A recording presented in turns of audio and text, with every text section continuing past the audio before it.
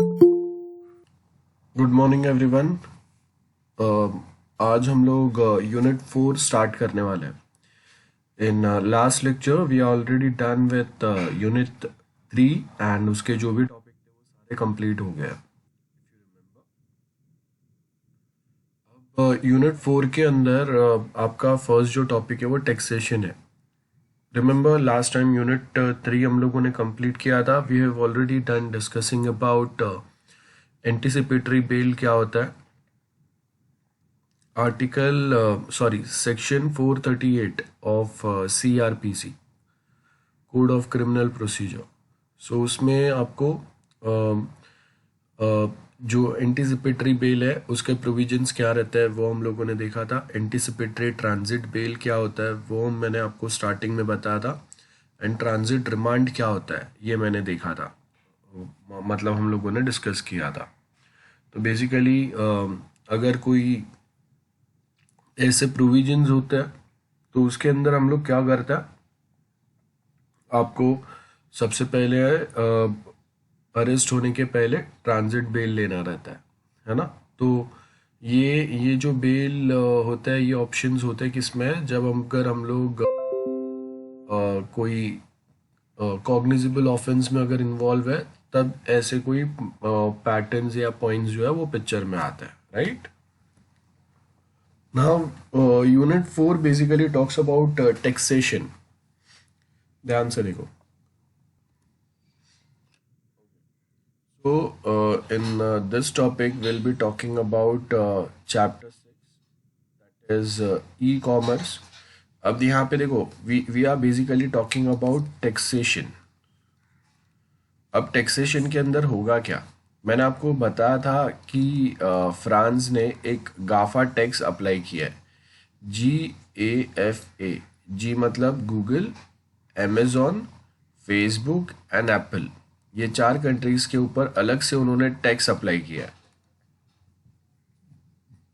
अब ये जो मेन टैक्सेशन है इसकी ज़रूरत क्या है, द मेन पर्पज इज कि ये कंपनीज, उनके यहाँ पे जो लोकल टैक्स ब्रैकेट्स है उसमें प्रॉपरली फिट नहीं हो रहा है, एंड वो जितना अर्न कर रहा है उससे बहुत कम वो पे कर रहा है। सो इसके लिए यहाँ पे हम लोग का जो टॉपिक है ना वो है ई कॉमर्स टैक्सेशन, जहाँ पे real world problems in virtual world कैसे हम लोग डिस्कस करेंगे। Like in real world we can say if I buy something, ठीक है, if I sell something, so उसके ऊपर there is a taxation which is applied on buying. आप देखो कि हम लोग बाई करते हैं तो वहाँ पे GST अप्लाई होता है और कुछ दूसरे टैक्सेस अप्लाई होता है, आप जो भी प्रोडक्ट या सर्विस बाई करते हो उसके ऊपर। While selling there is also a provision, like आप देखो कि before GST comes in a picture. GST क्या है, वन नेशन वन टैक्स, मतलब एक बार आपने टैक्स भर दिया तो हर जगह पे आपको अलग अलग टैक्स भरने की ज़रूरत नहीं है, और हर एक जो प्रोडक्ट है उसके ऊपर अलग अलग GST अप्लाई होता है। ओके, तो इसको हम लोग क्या बोल रहे हैं कि आपके ये जो टैक्स है ये बेसिकली अगर कोई एक प्रोडक्ट अगर महाराष्ट्र से आया है और अगर गुजरात में जा रहा है, ठीक है, सो महाराष्ट्र में मैंने GST भर दिया तो वापस मुझे गुजरात में भरने की ज़रूरत नहीं पड़ेगी। पहले जब GST नहीं था तो क्या होता था, टैक्स ऑन टैक्स होता था, मतलब बहुत बार बहुत सारे प्रोडक्ट के ऊपर मल्टीपल टैक्स अप्लाई हो जाते थे। तो हम लोगों ने वो जो सिनारियो था ना उसको हटा दिया। अब देखो कि वो ऑक्ट्रॉय ड्यूटी, वो मतलब मैं अगर आपको बहुत सिंपल भाषा में बताऊं तो वो जो हम लोगों के चेक पोस्ट होता है वहाँ पे आपने ट्रक के बड़े बड़े लाइन देखे रहेंगे। तो अब उसमें क्या होता है कि आप एक बार बताएंगे कि आपने भरा है नहीं भरा है, और उसके बाद में फिर वापस वेरीफाई होगा कितना भरा है, प्रोडक्ट क्या है, और उसके हिसाब से फिर बहुत बार ट्रक वाले जो है ना इनका बिजनेस ही इस पे चलता था। इट्स लाइक कि मेरा वहाँ पे कोई एक ट्रैफिक पुलिस है, उससे पहचान है। तो अगर एक्चुअल में अगर ऑक्ट्रॉय भरने को आया तो suppose it cost like 10,000 rupees, and 2,000 में मैं ट्रैफिक पुलिस के साथ में सेटलमेंट कर दूंगा। ठीक है, ये पैटर्न चलता था। तो उससे क्या होता था कि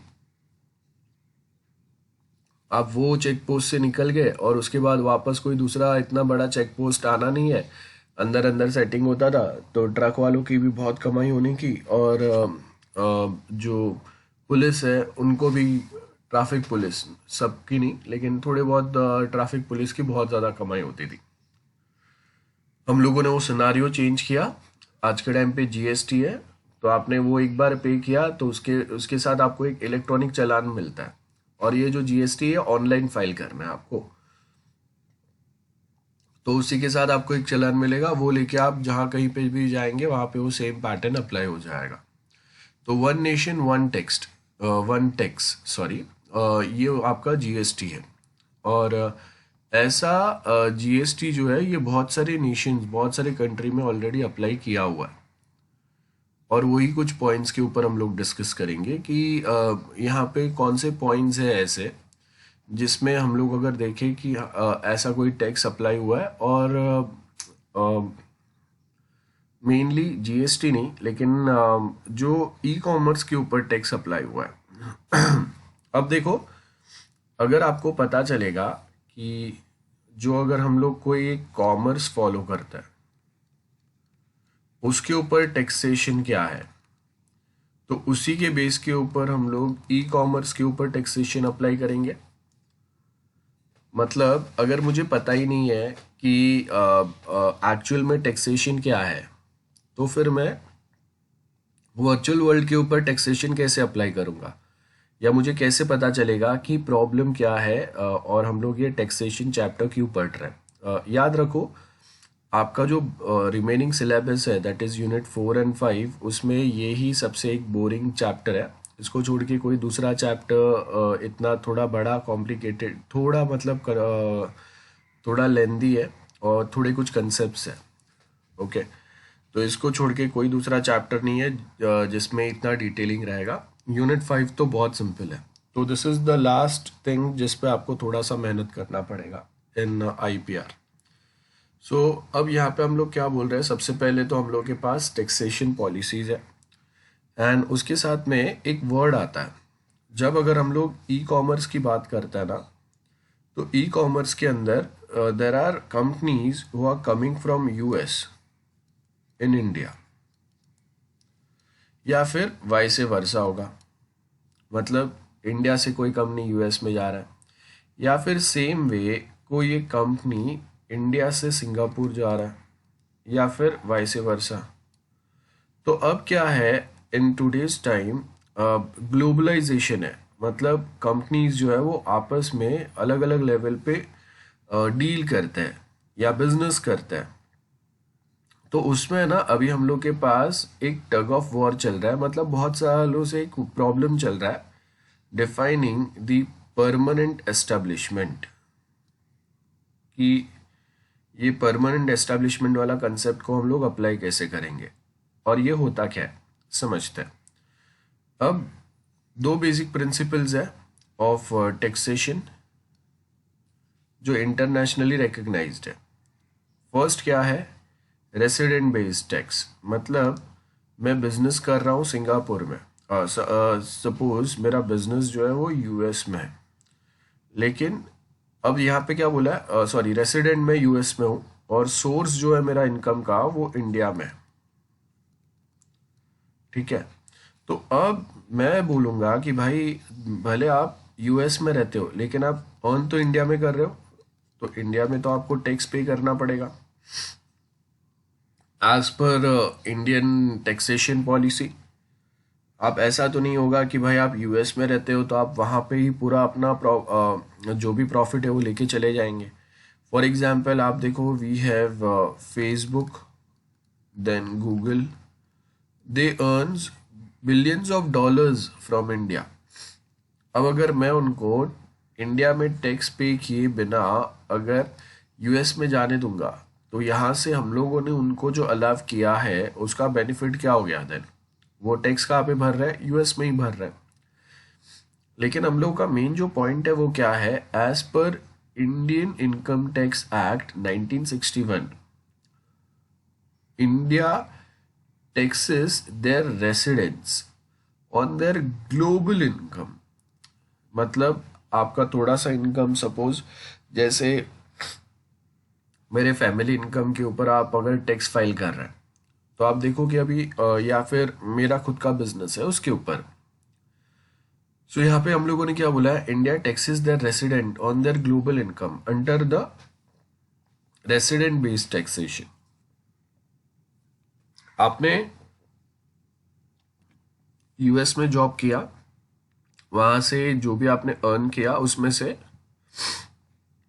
जो अमाउंट आप इंडिया में भेज रहे हैं अपने फैमिली के लिए या जो भी पर्पस के लिए, या फिर आपका एक बिजनेस वहां पे एक बिजनेस यहाँ पे चल रहा है, आपकी कोई प्रोडक्ट आप वहां पे सेल कर रहे हैं, या जैसे आप देखो कि आईटी कंपनीज होते हैं, तो आईटी कंपनीज के बहुत बार जो प्रोजेक्ट्स है वो यूएस में, ऑस्ट्रेलिया में, यूके में, बहुत सारे अलग अलग कंट्रीज के साथ चलता है। आपने देखा रहेगा कि आईटी में जो काम करते हैं वो भी बहुत बार ऐसे अलग अलग कंट्रीज में जाता है वो प्रोजेक्ट कंप्लीट करने के लिए। तो इसका मतलब क्या हो गया कि once that project is done,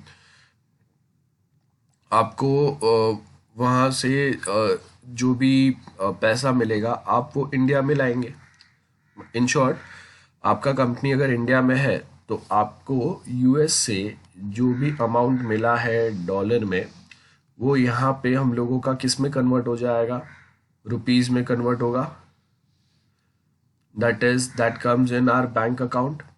अब बैंक अकाउंट में अगर वो आ रहा है, अगर वो रुपीस में कन्वर्ट हो रहा है, तो इसका मतलब क्या है कि अगेन वहाँ पे आपको सबसे पहले तो कन्वर्जन चार्जेस लगेंगे। फ्री में कोई बैंक आपको डॉलर टू रुपीस करके देगा नहीं। दूसरी बात, ये जो भी पैसा है उसके ऊपर क्या होगा? अभी टैक्सेशन अप्लाई होगा, ठीक है। अब बहुत बार क्या होता है प्रॉब्लम कि मैं रेसिडेंट टू यूएस में और यहाँ पे इंडिया में मेरा बिजनेस है, या उल्टा सिचुएशन पकड़ो, मैंने यहाँ से कुछ अर्न किया, तो जो कंट्री से जो मेरा सोर्स ऑफ इनकम है वहाँ से मैंने अर्न किया, वहाँ का टैक्सेशन पॉलिसी फॉलो करते हुए I suppose to pay tax there, and when I take this income back to my resident place, so वहाँ का भी टैक्सेशन पॉलिसी बोलेगा कि भाई आपने बाहर से जो पैसा लाया है उसके ऊपर you suppose to pay tax. इसको हम लोग बोलते हैं डबल टैक्सेशन। तो अब क्या हो गया कि मैंने जो मेरा सोर्स ऑफ इनकम जहां से मेरा अर्निंग हुआ है वहां पे तो मुझे पैसा भरना ही पड़ा, क्योंकि अगर हम लोग इंडिया की बात करें, हम लोग इतने अमीर नहीं है कि हम लोग टैक्स ऐसे ही छोड़ देंगे। वी रिक्वायर्ड दोज टैक्स, क्योंकि ये जो टैक्स आएंगे वही गवर्नमेंट पॉलिसीज में और बाकी सब प्लेसेस पे यूज होगा। तो अब हम लोग यहाँ पे क्या बोल रहे हैं कि हम लोग तो यहाँ पे टैक्स लेंगे ही, हम लोग छोड़ेंगे नहीं। तो हम लोगों ने यहाँ पे टैक्स लिया, एंड जब वो अपना अभी इनकम, बचा हुआ इनकम टैक्स भरने के बाद में जब वो यूएस में लेके जा रहा है, तो यूएस भी बोलेगा कि भाई आप यहाँ के सिटीजन हो, आपका अर्निंग इतना हुआ है तो उसके ऊपर आप टैक्स भरो। तो मतलब क्या हो गया कि आप अभी डबल टैक्स भर रहे हैं। तो यही प्रॉब्लम सॉल्व कैसे कर रहा है? अब फिजिकल बिजनेस में ये प्रॉब्लम उतना नहीं आता है जितना प्रॉब्लम आपको ई कॉमर्स के थ्रू फेस होता है या सॉफ्टवेयर इंडस्ट्री को फेस होता है, जहाँ पे एक सॉफ्टवेयर इंडस्ट्री जो है उनके पास कोई कोई प्रोजेक्ट जो है वो वर्ल्ड के अलग अलग प्लेसेस, अलग अलग कंट्री से हो सकता है। तो वो टाइम पे टैक्सेशन रूल्स हम लोग अप्लाई कैसे करेंगे, समझेंगे कैसे? For that reason we have this chapter. So यहाँ पे क्या बोला है?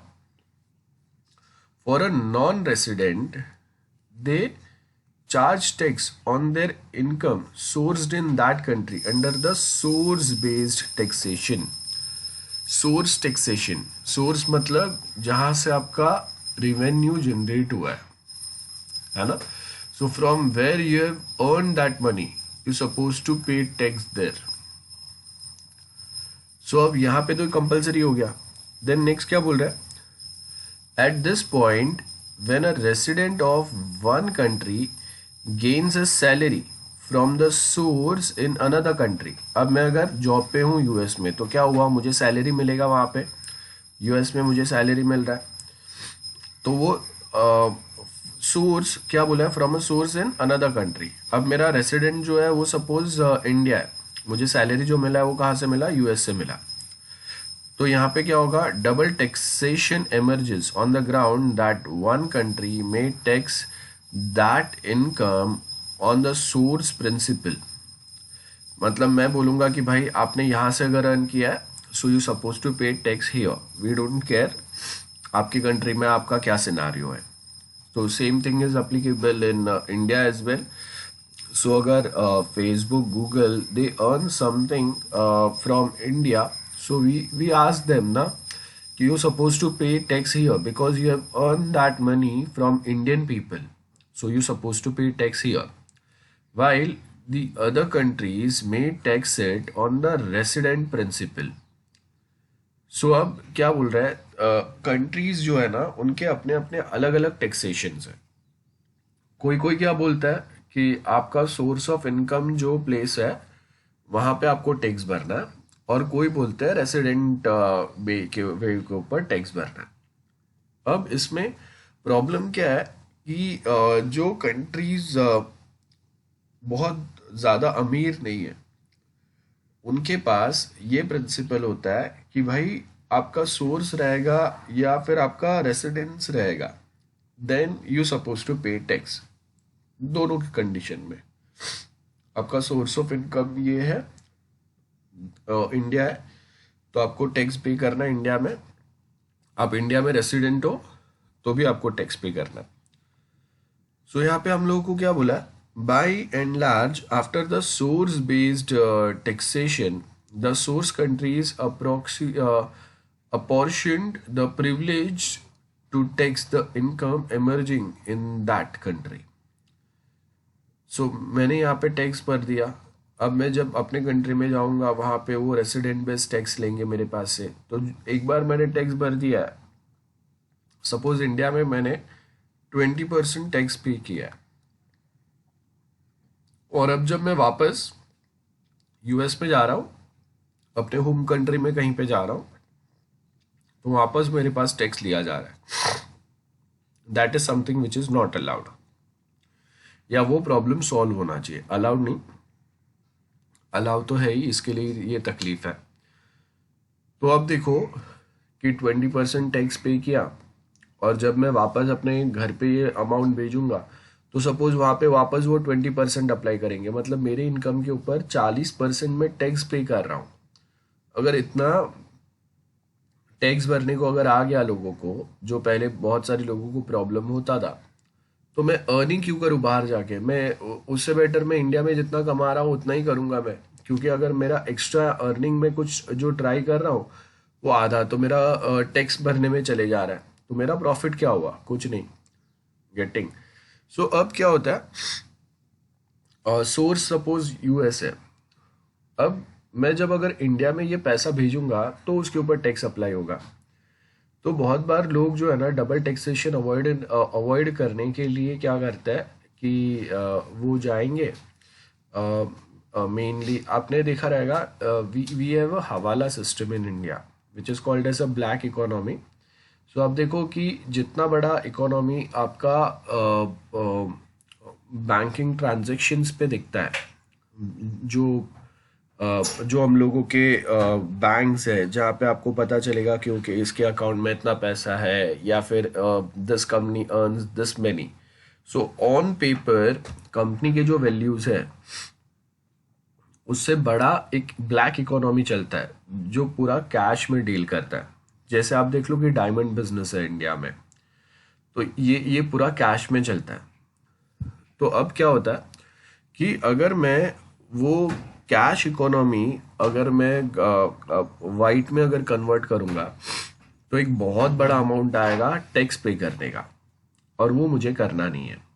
तो इसके लिए अब बैंक की जगह पे ये हवाला ट्रेडर्स जो है वो पिक्चर में आता है।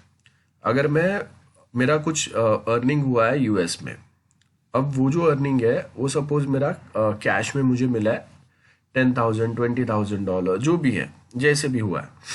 अब वो अगर मैं अपने बैंक अकाउंट में डिपॉजिट करके इंडिया ट्रांसफ़र करूंगा तो सबसे पहले मुझे वहाँ पे भी आंसर देना पड़ेगा कि मेरे पास इतना पैसा आया कहाँ से, यूएस में। And same point of time India में भी आपको सोर्स ऑफ इनकम बताना पड़ेगा, एंड प्लस टैक्स पे करेंगे वो अलग, and dollar to rupee conversion होगा वो अलग। तो अब बहुत बार क्या होता है कि ये डबल टैक्सेशन और ये जो भी प्रॉब्लम है ना, उसको सॉल्व करने के लिए लोग क्या करते हैं, डायरेक्ट दे यूज दिस हवाला रूट। मतलब आपको सेम एक हवाला ट्रेडर या एक पर्सन जो है वो यूएस में रहेगा कहीं पे, आपने उसको वहाँ पे कैश में डॉलर में जो भी पैसा वो दे दिया, उसने काउंट किया, वो अपने एजेंट को मुंबई में या आप जहाँ भी प्लेस पे वहाँ पे कॉल लगाएगा और वहाँ पे वो सेम उतना ही पैसा आपको इंडियन रुपीस में दे देगा। उसके ऊपर 2% उनके कुछ चार्जेस लगता है, विच इज़ वे लेस और cheaper compare to the bank which applies. Bank approx कुछ अगर 5% अगर अप्लाई करता है तो हवाला ट्रेडर्स चार्ज ओनली 2%। एंड इसके लिए they are one of the best choice for many people. आप देखो कि ग्रैंड रोड साइड आपको ऐसे मिलेंगे। तो ये क्या हो रहा है, ये टैक्सेशन बचाने के लिए, एंड मेरा सोर्स क्या है मैं वो एग्जैक्टली एक्सप्लेन नहीं कर पाऊंगा टैक्सेशन पॉलिसीज में। तो इसके लिए अलग से डायरेक्ट कैश में ही डील हो जाता है, तो वहाँ पे ये डबल टैक्सेशन ये जो भी कुछ हम लोग पढ़ रहे हैं वो प्रॉब्लम ही नहीं आएगा। दूसरा पॉइंट ये रहता है कि हम लोग क्या करेंगे, सर्टन अग्रीमेंट्स के ऊपर डील करेंगे, जो अभी यहाँ पे दिया आपको। तो यहाँ पे आपको क्या बोला है, while resident countries likewise taxes the pay following the habitation based on the taxation, resident country mitigates the impact of double taxation। मतलब मेरे अगर यहाँ के जो रेसिडेंट है उन्होंने कोई दूसरे कंट्री में टैक्स अप्लाई किया है, अब मुझे पता है वो कि भाई उन्होंने वहाँ पे टैक्स पे किया है, दे हैव अ प्रूफ दे। सो वो जो प्रूफ है ना वो मैं यहाँ पे कंसिडर करूँगा। तो अब मैं बोलूँगा कि ठीक है चलो आपने अगर यूएस में टैक्स पे किया है, अब यूएस का टैक्सेशन पॉलिसी क्या बोलता है, आपका जो भी अर्निंग होगा उसके ऊपर मैं 15% चार्ज लूँगा।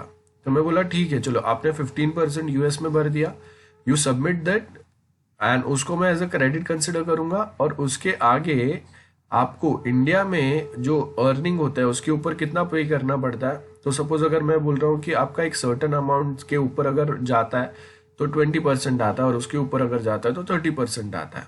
तो सपोज आपको यहाँ पे 20% भरना है as per the taxation policy. तो मैं उनको क्या बोलूँगा कि आपने जो 15% पे किया है उसके आप डॉक्यूमेंट सबमिट करो, एंड बचा हुआ 5% जो है टोटल, अगर आप इंडिया में इतना अर्न करते थे तो आपको कितना पे करना पड़ता था, 20%।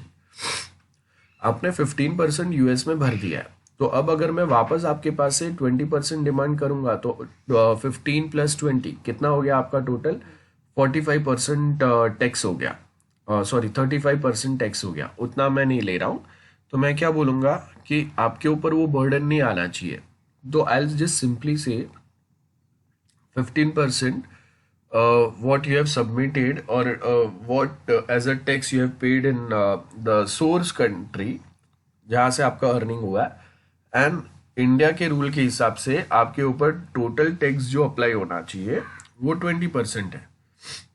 तो आपने रेसिडेंट सोर्स कंट्री में जो टैक्स भरा है उसको छोड़ के बाकी के जो परसेंटेज बच रहा है वो आप यहाँ पे भर दो। ठीक है, ये पैटर्न अप्लाई होता है। एंड आई होप कि आपको पता है इंडिया में टैक्सेशन कैसे अप्लाई होता है। So for the taxation policy, let's suppose मेरे पास in India suppose we say 5 lakh तक we have no tax, then I say कि अगर मेरा 8 लाख तक यू सपोज टू पे 5% टैक्स, देन 10 lakhs 10% टैक्स होगा. If you're earning more than 10 lakhs till 20 lakhs then 20% tax होगा. एंड 30 lakhs एंड अबोव इसके लिए आपका 30% टैक्स होगा. ठीक है, ये हम लोग के टैक्स स्लैब है. तो अगर मैं बोलूंगा कि मेरा इनकम जो है वो अगर 8 lakhs है तो पूरे 8 lakhs के ऊपर मुझे 5% टैक्स नहीं भरना है. इसमें से स्टार्टिंग के जो 5 lakhs है जिसके ऊपर एग्जेम्पशन है, कोई टैक्स अप्लाई नहीं हो रहा है, वो छोड़ दो. तो अगर मैं 8 में से 5 अगर माइनस करूंगा तो बचा कितना, 3 lakhs. तो ये 3 lakhs जो है इसके ऊपर मुझे 5% टैक्स देना है.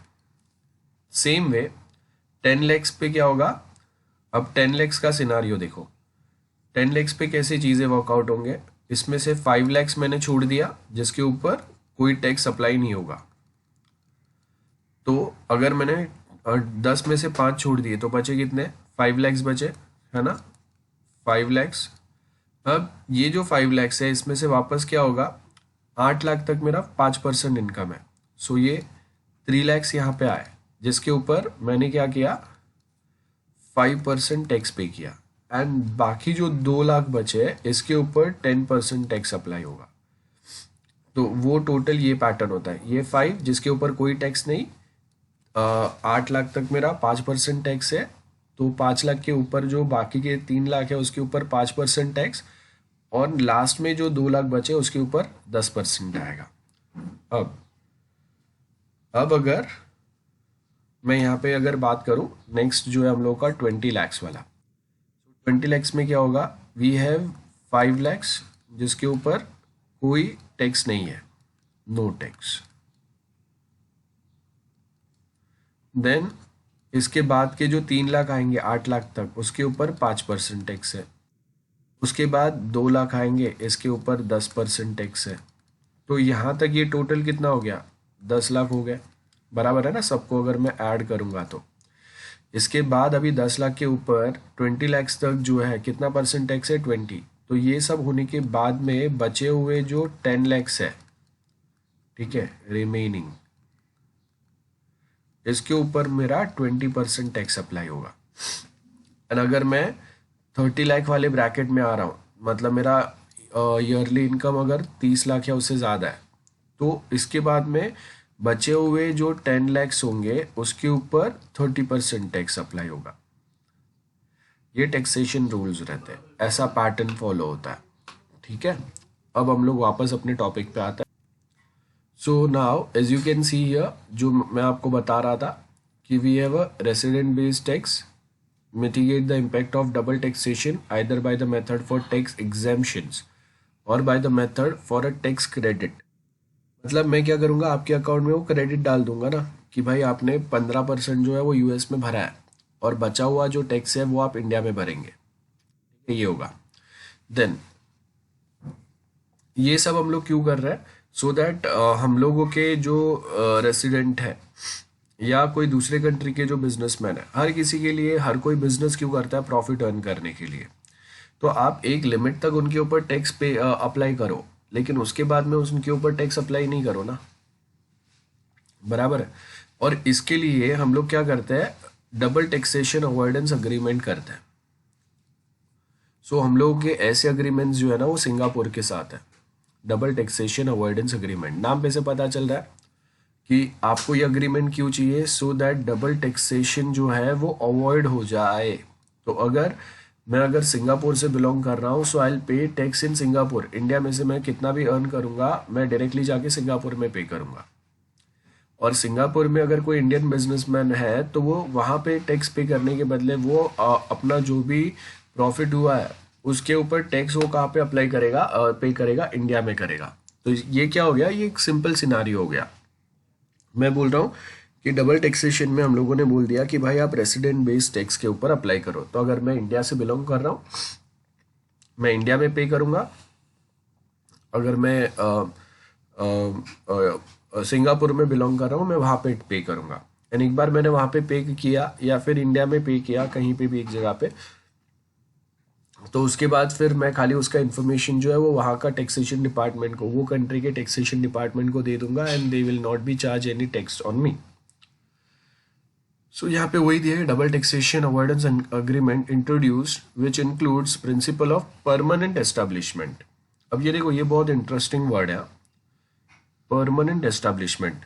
आप देखो कि हम लोग के पास हीरो एंड होंडा ऐसे कंपनीज है, ओके। अब ये एक हम लोगों का इंडियन कंपनी है एंड होंडा जो है वो क्या है, ये जापानीज कंपनी है। Then same way Maruti Suzuki, तो Maruti is an Indian company and Suzuki is a Japanese company. तो अब क्या हो रहा है, we have a collaboration of two companies, और वो इंडिविजुअली कब तक काम नहीं कर पा रहे, जब तक उनको परमानेंट एस्टेब्लिशमेंट का टैग यहाँ पे नहीं मिल जाता। लाइक मैं किसी एक को रिस्पॉन्सिबल रखूंगा एंड प्लस हम लोग यहाँ पे जो बिजनेसेस है जो 7 साल 10 साल से यहाँ पे है, तो उनको हम लोग थोड़े बहुत बेनिफिट्स भी देते हैं गवर्नमेंट साइड से, थोड़े बहुत एक्स्ट्रा कुछ आपको इंसेंटिव्स या ऐसा कुछ आप बोल सकते हो कि कुछ अलग से उन्होंने जो रखे रहते हैं। जैसे आप देखो कि अभी under the startup India Indian government ने आपको 3 या 4 साल के लिए कोई टैक्स अप्लाई नहीं होगा, ये आपको बेनिफिट दिया है। तो इसका मतलब क्या हो गया, वो किसको मिल रहा है, इंडियन स्टार्टअप जो है उनको मिल रहा है अंडर द स्टार्टअप प्रोग्राम। तो अब बाहर से अगर कोई कंपनी अगर इंडिया में आ रहा है और उनको अगर गवर्नमेंट ने ये जो स्टार्टअप इंडिया में जो एक बेनिफिट दिया है कि स्टार्टअप जो भी कुछ अर्न करेंगे इन फर्स्ट 3 to 4 years, उस पर हम लोग कोई टैक्स अप्लाई नहीं करेंगे, सो दैट उनको 3 से 4 साल का टाइम मिल जाए खुद को स्टेबल करने के लिए। और एक बार आपका ये ड्यूरेशन खत्म हो गया, उसके बाद फिर आप टैक्स ब्रैकेट में आ जाएंगे। तो अब मैं क्या करूँगा, यूएस बेस्ड कोई एक कंपनी जो है वो क्या करेगी कि वो आपके ऊपर मतलब कोई इंडियन एक पर्सन के साथ में टाई अप करेंगे, जैसे हीरो होंडा मारुति सुजुकी। तो उससे क्या होगा कि कोई एक इंडियन पर्सन जो है वो कंपनी में साथ में पार्टनर में, तो इसका मतलब इंडियन अगर पार्टनर में है तो वो कंपनी जो है वो इंडियन कंसिडर हुई। तो इंडियन गवर्नमेंट इंडियन सिटीजन्स को जो बेनिफिट देते हैं वो कंपनी में जो पार्टनर इंडियन है उसको भी मिलेगा। सिंपल है। अब थोड़े टाइम तक तो दोनों साथ में बिजनेस करेंगे, क्योंकि जो होंडा है या सुजुकी ये फॉरेनर है। थोड़े टाइम के बाद में उनको परमानेंट एस्टेब्लिशमेंट का टैग मिल जाएगा, क्योंकि वो 5 साल 6 साल 10 साल से यहाँ पे ही बिजनेस कर रहे हैं। तो अभी जो गवर्नमेंट जो बेनिफिट्स दे रहे हैं ना, वो बेनिफिट्स के लिए उनको कोई एक इंडियन पर्सन के साथ में पार्टनरशिप करने की ज़रूरत नहीं है। वो इंडिविजुअली अपना बिजनेस चालू करके उसके ऊपर सेम गवर्नमेंट के पास जो बेनिफिट है उसको इनहेरिट कर सकते हैं। ठीक है। सो परमानेंट एस्टेब्लिशमेंट का मतलब होता है कि आप कहाँ पे अब देखो यहाँ पे क्या बोला है, परमानेंट। यहाँ पे ये लाइन अगर आप देखेंगे, non residents are exempted from the permanent establishment. तो अगर मैं बोल रहा हूँ कि मैं 7 साल से अगर इंडिया में बिजनेस कर रहा हूँ, मैं यूएस से बिलोंग करता हूँ, लेकिन यहाँ पे मैं बिजनेस कर रहा हूँ और इतने सालों से मैं यहाँ पे ही रह रहा हूँ मोस्ट ऑफ टाइम। थोड़ा बहुत वेकेशन मनाने अपने घर पे जाता हूँ, वो बात अलग है, but again I am resident of this country now. मैं इतना टाइम से यहाँ पे रह रहा हूँ। तो इसका मतलब है कि आपको यहाँ पे परमानेंट एस्टेब्लिशमेंट वाला टैग मिलेगा और उसके बेनिफिट्स मिल जाएंगे। अब देखो यहाँ पे आपको क्या बोला है, एक एग्जाम्पल दिया है। If a person is earning money from a country A and he is the resident of B, then the person cannot be taxed in country A unless permanent establishment existed in country A.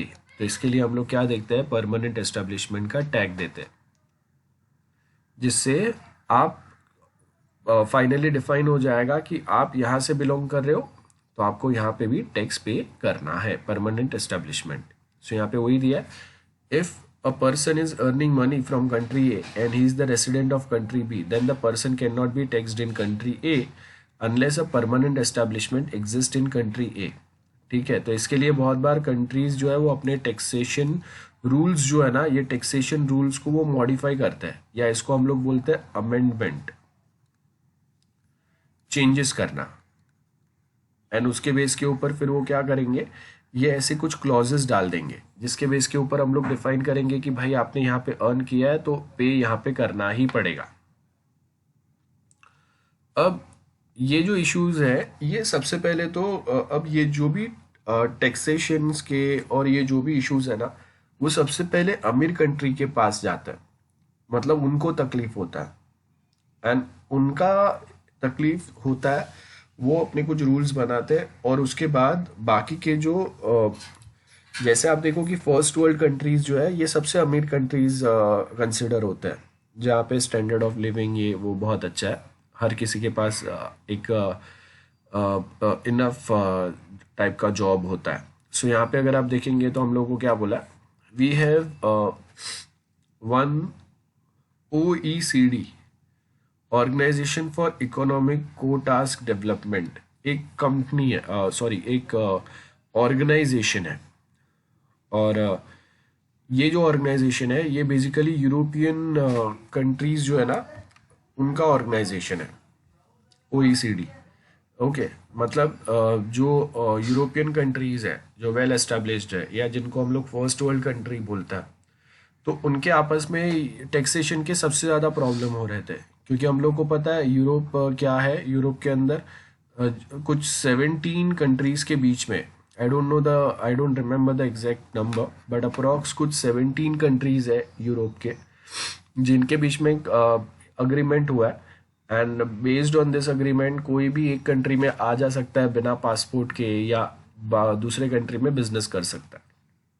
तो अब उनको सबसे पहले ये taxation के problems होते थे, तो दे केम अप विद, यहाँ पे आपको क्या बोला है देखो, the imperative issue is the treaty based international fiscal law जो करंटली अप्लाई हो, और वहाँ पे हम लोग परमानेंट एस्टेब्लिशमेंट का आइडिया लेके आए। और ये जो है ना, ये हम लोगों ने यूनाइटेड नेशन के जो टैक्सेशन मॉडल्स है जो गरीब कंट्री के लिए, second and third world country, like second world country किसको बोलते हैं हम लोग, इंडिया चाइना को। Third world countries like African है, और अभी मिडिल ईस्ट के बहुत सारे कंट्री जहाँ पे वॉर लाइक सिचुएशन है, those are considered as third world country या under develop country. So develop countries, developing country and under develop country. तो यूनाइटेड नेशन जो है ये ज़्यादा फेवर किसको करेगा, जो ज़्यादा बड़े रिच कंट्रीज नहीं है उनके लिए ये बेनिफिशियल है। OECD अमीर कंट्रीज का ही पूरा ग्रुप है, एंड US का अपना अलग से ही चलता है। और वो क्या कर रहा है, वो permanent establishment as a fundamental instrument ये अप्लाई कर रहा है for that taxation policies over foreign business exercise. ठीक है, सो UN का जो मॉडल है ना, ये हम लोगों को काम का है, और अपने जैसे बहुत सारे दूसरे जो जहाँ पे हम लोग बोल सकते हैं कि जो एकदम अमीर कंट्री नहीं है लेकिन इतने गरीब भी नहीं है, तो उनके ऊपर ये पैटर्न अप्लाई होता है ना। उसके आगे क्या बोला है, a similar should be comprehended top to bottom with a company. Okay, so अभी हम लोगों ने क्या देखा कि we have a grouping of OECD countries, और दूसरा यूनाइटेड नेशन वाला रहेगा। OECD यूरोपियन कंट्रीज जो है, स्कैंडिनेवियन कंट्रीज जो है, बेसिकली इनके लिए बना हुआ ग्रुप है, और उनके इकोनॉमिक जो डील्स है उसके ऊपर वर्कआउट करता है। यूनाइटेड नेशन मोस्ट ऑफ उनका फोकस जो रहेगा वो developing and under develop countries के ऊपर रहेगा। And next we have US जो अपना खुद का टैक्सेशन मॉडल फॉलो करता है। अब यहाँ पे आपको क्या बोला है, as per the idea of permanent establishment the benefit of an undertaking of one contracting state are taxable in other state. अब यहाँ पे जैसे US है, तो US के अंदर आपने देखा है कि उनके हर एक जो स्टेट है उनके अपने खुद के अलग रूल्स है, अलग कॉन्स्टिट्यूशन है। और US में आपको ड्यूअल सिटीजनशिप मिलता है, एक US का सिटीजनशिप मिलता है वो अलग, और जो स्टेट में आप रहते हैं उसका सिटीजनशिप मिलता है वो अलग। तो इसका मतलब है कि आप वो कोई एक XYZ स्टेट के रेसिडेंट हो, ये अगर प्रूव हो रहा है मतलब आपको वहाँ पे टैक्स देना पड़ेगा। एंड आप एक स्टेट में रहते हैं, सपोज अगर हम लोग टेक्सास में रहते हैं और कैलिफोर्निया में जॉब कर रहे हैं, तो अगेन वहाँ पे भी ये डबल टैक्सेशन का प्रॉब्लम आता है, स्टेट्स के बीच में भी आता है। और मैंने आपको पहले भी बताया कि ये सेम प्रॉब्लम जो है वो हम लोग इंडिया में भी जब स्टेट टू स्टेट कोई प्रोडक्ट बाई या सेल कर रहे थे तो वहाँ पे भी टैक्स ऑन टैक्स अप्लाई हो रहा था। टैक्स ऑन टैक्स का मतलब क्या हो गया, मैंने ऑलरेडी एक बार टैक्स अप्लाई किया है, पे किया है, वापस उसके ऊपर टैक्स। फॉर एग्जाम्पल जैसे अगर फार्मर्स के पास से कॉटन अगर फैक्ट्री में जा रहा है, ठीक है, उसमें से कपड़ा बना, अब वो कपड़ा जब अगर कोई एक कपड़े बनाने वाली कंपनी ने खरीदा है तो उसने वहाँ पे टैक्स पे किया। एंड देन जब उसमें से शर्ट्स पैंट्स जो भी कुछ है वो बन के जब मार्केट में आ रहा है तो जो होलसेल वाले उसको खरीदेंगे they are again paying a tax. वो क्या हो गया, टैक्स ऑन टैक्स हो गया, ठीक है।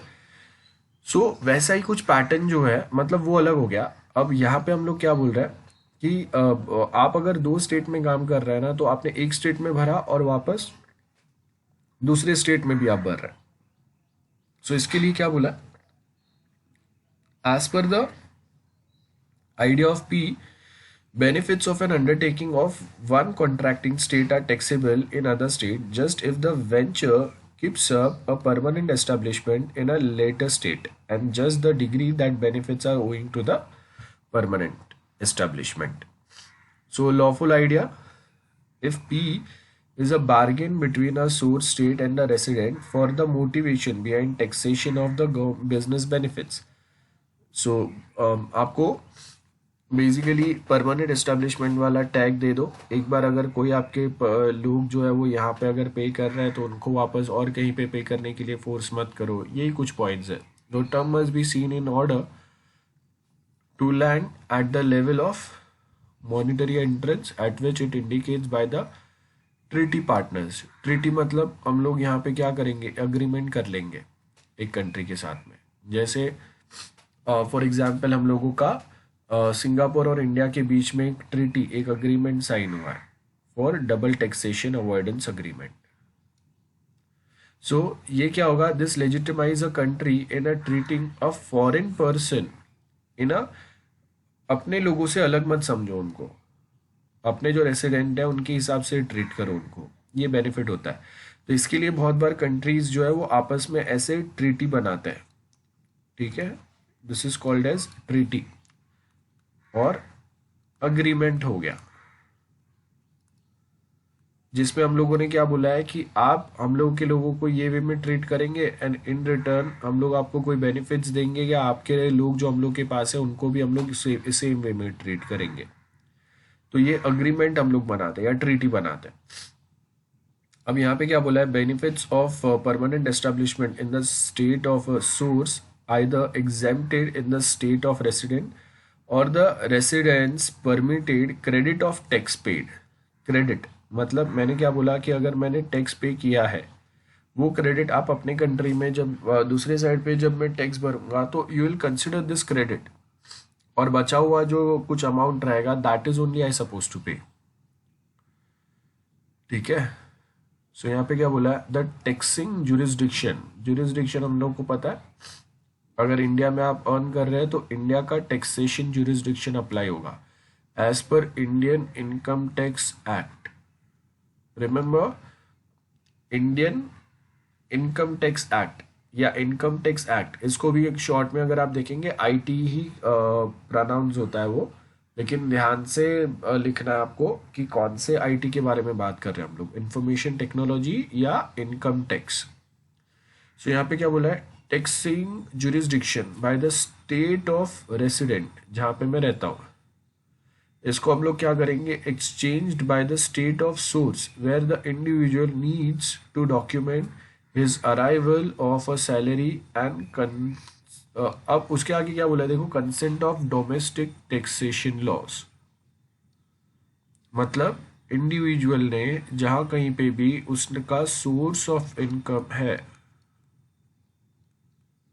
तो सोर्स ऑफ इनकम जहां पे है वहां पे तो टैक्स पे करना ही पड़ेगा। एंड उसके बाद में डोमेस्टिक जो टैक्स रूल्स रहेंगे वो फॉलो करने पड़ेंगे। हर कोई छोड़ता नहीं है। जैसे आप देखो कि अगर पाकिस्तान से कोई पर्सन अगर यहाँ पे बिजनेस कर रहा है, let's take example of China, जो बहुत बड़े लेवल पे बिजनेस करता है। तो डू यू थिंक कि चाइना को हम लोग ऐसा कुछ बेनिफिट देंगे कि हम लोग बोलेंगे कि भाई ठीक है आप यहाँ पे मतलब चाइना के साथ कभी भी हम लोग ऐसे कोई अग्रीमेंट में नहीं आएंगे which is called as double taxation avoidance agreement. ये अग्रीमेंट हम लोग ऐसे कंट्रीज के साथ में करते हैं जिनके साथ में हम लोगों का ट्रेड सरप्लस है। ठीक है, एक वर्ड यूज करते हैं हम लोग, ट्रेड सरप्लस। इसका मतलब है कि हम लोग जितना एक्सपोर्ट करते हैं उनके यहाँ पे, उससे कम हम लोग उनके यहाँ से इंपोर्ट करते हैं। ओके, सो मतलब मैं उनके यहाँ पे बिजनेस ज़्यादा कर रहा हूँ, अपना प्रोडक्ट ज़्यादा भेज रहा हूँ, और उसके सामने उनके प्रोडक्ट जो है वो मेरे कंट्री में कम आ रहा है। तो जितना मैं उनसे अर्न कर रहा हूँ उससे कम they are earning from India, and that's why we can sign with them double taxation avoidance agreement. China के साथ हम लोग नहीं कर सकते, क्योंकि अगर चाइना के साथ ऑलरेडी हम लोगों का ट्रेड सरप्लस नहीं है, ट्रेड डेफिसिट है। मतलब अगर मैं उनके पास अगर 10 करोड़ का सामान अगर इंडिया से ही चाइना में जाता है, तो उसके सामने 100 करोड़ का सामान चाइना से इंडिया में आता है, तो they are earning more from us compared to what we earns from them. So in this situation, this is not at all any intelligent thought to sign a double taxation avoidance agreement with China, because we are already under a trade deficit. और अगर हम लोग कोई country के साथ अगर trade deficit है, मतलब आपका इकोनॉमी बैलेंस करना थोड़ा डिफिकल्ट हो जाता है, and that is what we are trying. आप देखो कि हम लोग अपने गवर्नमेंट में बहुत बार सुना रहेगा कि instead of importing different products from outside of countries, we are trying to manufacture it within India itself under a startup India, make in India। बहुत सारे अलग अलग पैटर्न चल रहे हैं। तो गवर्नमेंट इतना मेहनत क्यों कर रहा है? They are trying to balance this trade deficit, खड्डा जो बहुत बढ़ गया है। इसका मतलब है कि आप जब बाहर की कंट्री से बहुत ज़्यादा सामान अगर अपनी कंट्री में मंगा रहे हो, that means we are more dependent on those countries for electronic products या for any XYZ kind of things. जैसे गोल्ड जो है ना, ये एक सबसे बड़ी प्रॉब्लम है। आप देखो कि इंडिया में आपको हर कोई घर में सालों से चले आ रहा है। आप अगर हम लोगों के पेरेंट्स, ग्रैंड पेरेंट्स, उनके पेरेंट्स, उनके ग्रैंड पेरेंट्स, तो ऐसे आपको जनरेशन से पता चलेगा कि people trust more on gold. So अगर उनके प्राइस अप डाउन भी होते हैं ना, तो भी उनको फर्क नहीं पड़ता। We have gold, we are safe. This is the main thinking in India.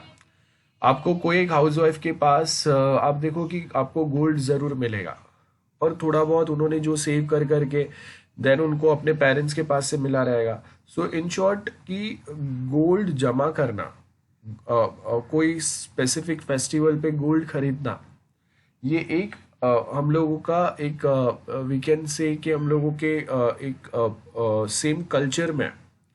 तो उससे क्या होता है, आप जब इतना गोल्ड खरीदते हैं तो गवर्नमेंट को भी टन्स के हिसाब से गोल्ड इंडिया में मंगाना पड़ रहा है।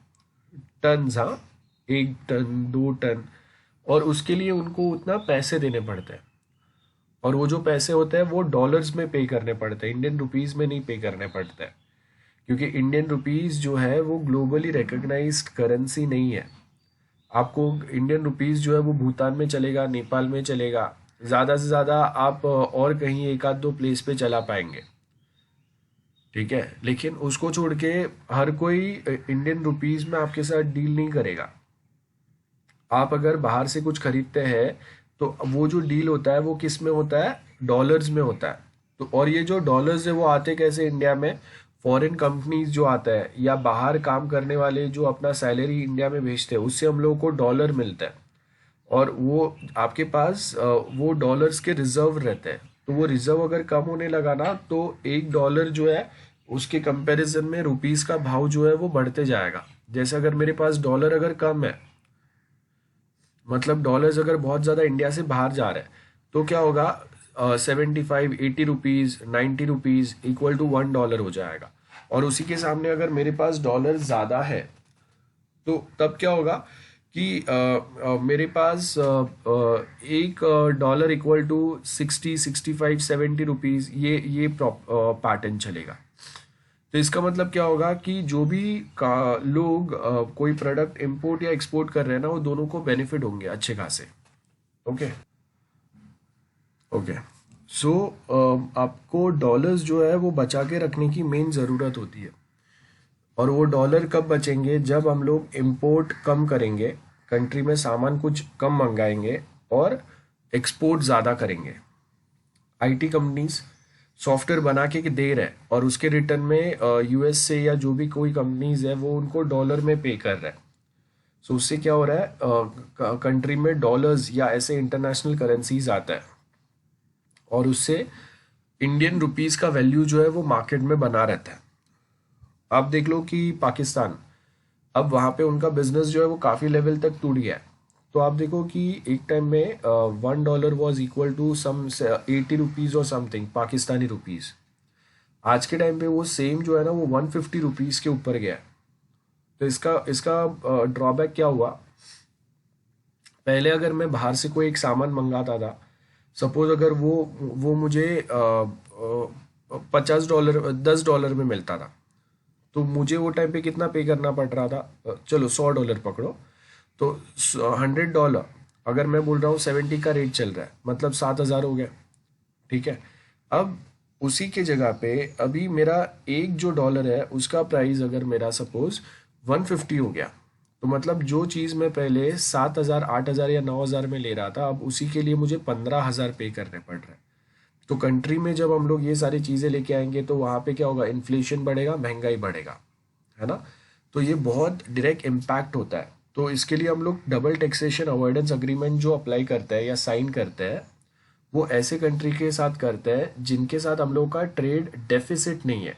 ट्रेड डेफिसिट का मतलब जितना सामान हम लोग उनसे खरीद रहे हैं उससे ज़्यादा हम लोग उनको बेच रहे हैं, तो मतलब हम लोग उनसे ज़्यादा प्रॉफिट कमा रहे हैं।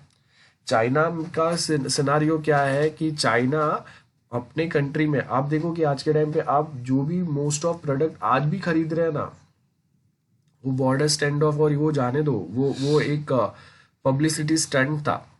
ठीक है, sorry to say that, it was nothing related with business, it was a pure politics. आज भी आप जो हेडफोन्स, मोबाइल्स, लैपटॉप खरीदते हैं उसमें बहुत सारा सामान या वो डायरेक्टली वो पूरे प्रोडक्ट ही चाइना से आ रहा है। तो जब तक न्यूज़ में पब्लिसिटी बना था तब तक वो काम चल रहा था।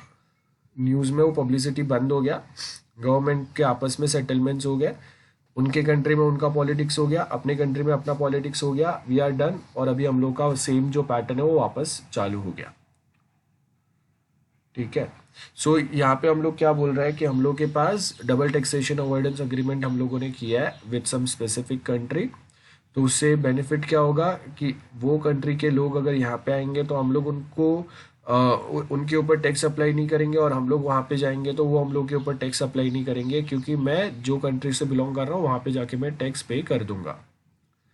अब ऐसा हो सकता है कि सपोज अगर इंडिया ने डबल टैक्सेशन अवॉइडेंस अग्रीमेंट अगर सिंगापुर के साथ साइन किया है, तो इट माइट पॉसिबल ना कि चाइना क्या करेगा, अपना सामान सिंगापुर में भेजेगा और वहाँ से फिर वो इंडिया में लाएगा। तो अगेन वहाँ के सिंगापुर में जो कंपनीज बने हुए हैं चाइना के, उनको वापस बेनिफिट हो जाएगा। वो डायरेक्टली ये ऐसे अग्रीमेंट में इंडिया के साथ नहीं आ रहे, तो वो क्या करेंगे, फिर ये राउंड ट्रिप के थ्रू आते हैं।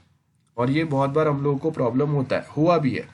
और इसके लिए हम लोग क्या बोलते हैं, हम लोग कंडीशन लगाते हैं कि डबल टैक्सेशन अवॉइडेंस अग्रीमेंट के अंदर आप अगर कोई प्रोडक्ट अगर इंडिया में भेज रहे हैं, तो ऐसा नहीं होना चाहिए कि वो आधा सामान उसका चाइना से आया है, आधा कोई दूसरे कंट्री से आया है, असेंबल आपके यहाँ पे हुआ है और फिर आप इंडिया में उसको एक्सपोर्ट कर रहे हैं। It should not be like that.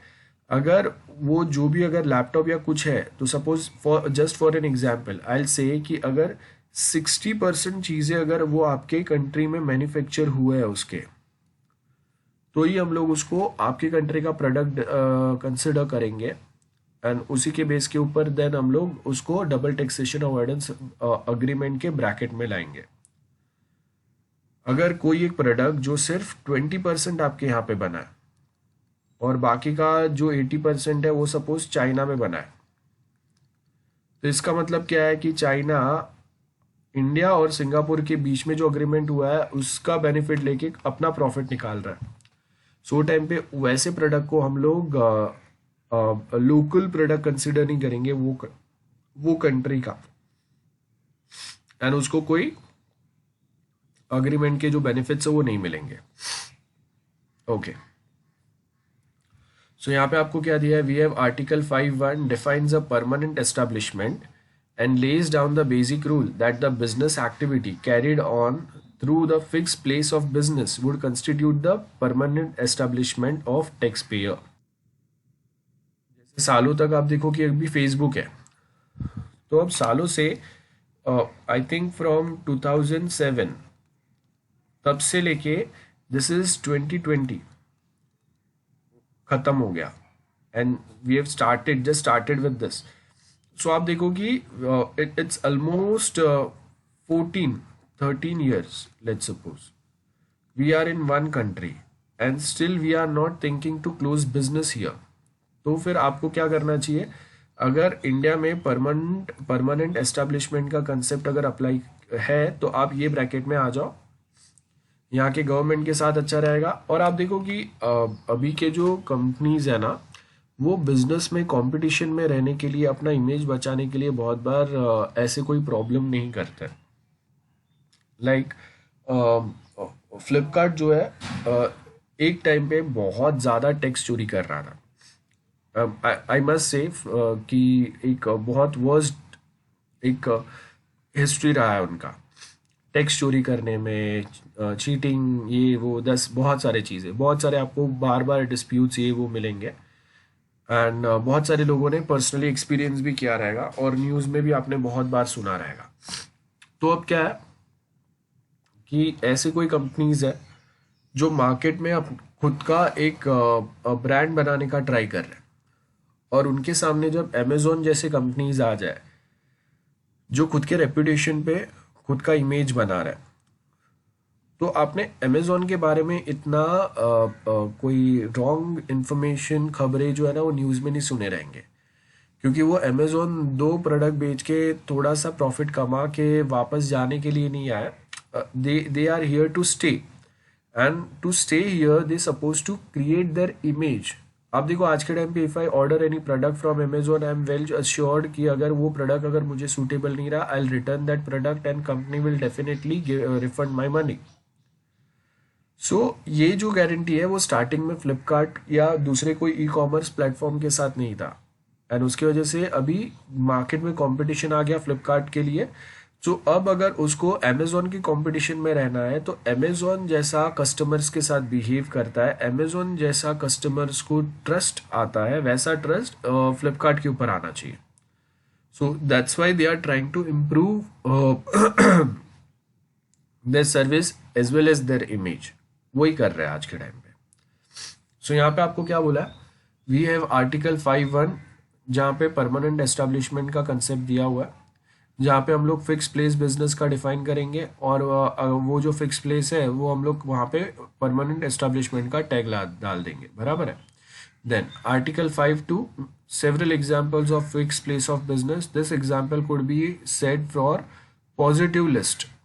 Positive list मतलब मैं बोल सकता हूँ कि ओके हम लोग ये लिस्ट बना के हम लोग को पता चल सकता है कि वर्ल्ड के कितने कंट्रीज है जिनके साथ जिनके लिए हम लोग सॉफ्टवेयर बनाते हैं, तो वो अपने ऑर्डर्स यहाँ पे देते हैं और उनके लिए उनको हम लोग सॉफ्टवेयर बना के दे रहे हैं या उनके बने हुए सॉफ्टवेयर को हम लोग सर्विस दे रहे हैं। देन आर्टिकल 5(3) क्या बोल रहा है, certain construction related activities and service related activities. Service मतलब कॉल सेंटर सर्विस हो गया, हम लोग अगर सॉफ्टवेयर बना के दे रहे हैं सर्विस हो गया, है ना। या फिर मैं अगर बाहर के कोई कंपनी के लिए इंडिया से काम कर रहा हूँ, दैट इज द सर्विस। सो ये जो भी है ना, मतलब कंस्ट्रक्शन मतलब कोई फिजिकल प्रोडक्ट या सर्विस, ये सब जो है वो किसके अंदर आता है, परमानेंट एस्टेब्लिशमेंट के अंदर। If such activities continued for 1 year 2 year 3 years, it's like that.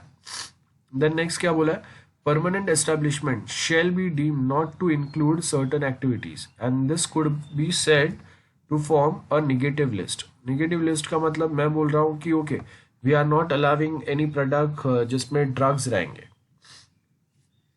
तो I will not be providing permanent establishment for such product. या पायरेटेड कोई प्रोडक्ट अगर बना रहा है, डुप्लीकेट प्रोडक्ट अगर बना रहा है, तो वो निगेटिव लिस्ट हो गया। मतलब हम लोग के कंट्री में सर्टेन चीज़ें बैंड है और आप ऐसे प्रोडक्ट बना रहे हो, अब वो आप वैसे प्रोडक्ट अगर आप बना रहे हो तो ऑफकोर्स वो इनलीगली है, या तो आपके कंट्री में या मेरे कंट्री में। तो ऐसे जो प्रोडक्ट है, ऐसे प्रोडक्ट या ऐसा बिजनेस चलाने के ऊपर आपको कोई परमानेंट एस्टेब्लिशमेंट, कोई बेनिफिट ऐसा कुछ नहीं होगा। वो निगेटिव लिस्ट है। निगेटिव लिस्ट मतलब those are the things which are strictly prohibited in that region और दैट कंट्री और इन दैट टेरिटरी, तो वो तो ऑफकोर्स नहीं आना है, ठीक है। देन उसके आगे क्या बोला है, we have some rules, stipulated rules, when an enterprise represented by an agent would have a permanent establishment tag. Agent मतलब उनके बिहाफ में कोई यहाँ पे काम कर रहा है। तो अगर आप देखो कि अगर we have Apple store here, है ना, एप्पल स्टोर आपने बहुत सारे देखे रहेंगे। तो ये जो एप्पल स्टोर है, तो यहाँ पे ऐसा थोड़ी है कि यूएस से कोई एजेंट्स जो है दे आर वर्किंग हियर। ये स्टोर में जब हम लोग अगर जाते हैं तो हम लोग को यहाँ पे इंडियंस ही मिलते हैं, है ना। So that means Apple and the store they are under a franchise, and based on this franchise अब ये स्टोर जो भी कुछ अर्न करेगा वो अपना थोड़ा प्रॉफिट निकाल के बाकी का जो भी पैसा है वो वापस किसको दे देगा, वो एप्पल को देगा, है ना। या फिर सपोज कि अगर मैंने 100 आईफोन्स खरीदे, तो अब वो 100 आईफोन्स मैंने अपने स्टोर के लिए खरीदे हैं, तो एप्पल ने मुझे ये प्रोडक्ट दिए at some cost which is less than the market cost. तो जब अगर मैं ये आईफोन सेल करूंगा तो मैं अपना प्रॉफिट निकालूंगा और बाकी का जो प्रॉफिट है वो वापस किसको भेजूंगा, एप्पल को भेजूंगा। सो अब अगर ये स्टोर ने एप्पल के अगर 100 आईफोन बेचे और वो अगर टैक्स नहीं भर रहा है, तो मैं यूएस में एप्पल के पास जाके थोड़ी क्वेश्चन करूंगा। मैं सबसे पहले ये स्टोर वाले को, लोकल को पकड़ूंगा। Local will pay tax if that international company is not ready to pay. Then Article 6 deals with the case of an enterprise carrying an insurance business. अब ये बहुत इंटरेस्टिंग है। बहुत सारे कंपनीज पहले इंडिया से बाहर से आते हैं, दे प्रोवाइड्स इंश्योरेंस। अब ये इंश्योरेंस जो वो प्रोवाइड कर रहा है उसमें क्या हो रहा है कि sometimes they are not following their rules, ठीक है। सो अगर वो रूल्स अपना फॉलो नहीं कर रहे तो आपको देन लास्ट मोमेंट पे जो भी क्लेम अमाउंट है वो क्लेम अमाउंट नहीं मिलेगा। और वो क्लेम अमाउंट नहीं मिला मतलब आपने जो भी अब तक इंश्योरेंस प्रीमियम भरा है वो तो काम का है ही नहीं। तो ऐसी कंपनीज के लिए भी हम लोगों ने रूल्स बनाए हुए हैं। तो अगर मैं बोल रहा हूँ कि हम लोग के पास कोई एक फॉरेन इंश्योरेंस कंपनी है जिसका एजेंट जो है, agent represented, the enterprise is represented by an agent और an enterprise related to it. जैसे अगर मैं बोल रहा हूँ कि we have Maruti and Suzuki, okay, we have Suzuki and Maruti. तो यहाँ पे अगर सुजुकी अगर कुछ क्लेम बिजनेस कर रहा है, वो अगर पैसा नहीं भर रहा है, then we have Maruti, that's a enterprise which is in a business और a partnership with Suzuki. So मैं किसको क्वेश्चन करूंगा, I will question to Maruti, because Suzuki जो है वो तो जापान में है। इसके लिए हम लोग को इंटरनेशनल 10 चीजें करने पड़ेंगे। So simply just go with the simple one, that's a local one. Then same way यहाँ पे बेसिक रूल क्या रहेंगे, fix place of business, that is the basic rule to establish the permanent establishment. A fixed place of a business through which the business of an enterprise is wholly अब देखो ये बहुत important word है, wholly और partly carried on. This commonly referred to as basic rule for permanent establishment. मतलब iPhone जो है वो अपने प्रोडक्ट इंडिया में मैन्युफैक्चर नहीं कर रहा है, लेकिन यहाँ पे बेच रहा है, जस्ट फॉर एन एग्जाम्पल। तो वो टाइम पे वो क्या है, वो परमानेंट एस्टेब्लिशमेंट के ब्रैकेट में आएगा। ठीक है। सो अब ये वाला जो पॉइंट है यहाँ से मैं नेक्स्ट टाइम कराऊंगा, एक साथ मैं नहीं करा रहा हूँ। ये थोड़ा सा टेक्निकल कम है, टैक्सेशन रूल्स जो है वो ज़्यादा है, तो इसके लिए मैं धीरे धीरे करा रहा हूँ। आपको कुछ डाउट्स है तो पूछो जल्दी से। Any doubts anyone? Any doubts?